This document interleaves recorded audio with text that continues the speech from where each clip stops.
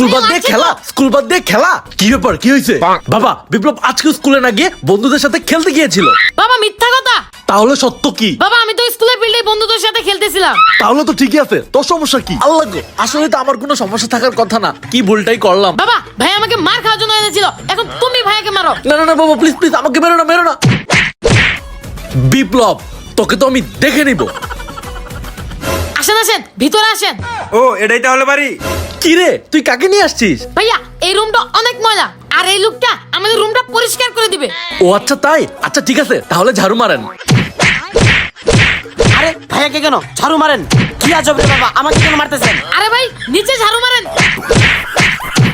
আরে ভাই আপনি মারতেছেন কেন? ওরা দুজনে তো বলতেছে ঝাড়ু মারেন, ঝাড়ু মারেন। হাই হাই, এটা আমি কাকে নিয়ে আসলাম? এ ভাইয়া কিন্তু বেরোন তো, বেরোন। কাকে যে বাড়িতে নিয়ে আসছিলাম। তবে রে আজকে দাঁড়া।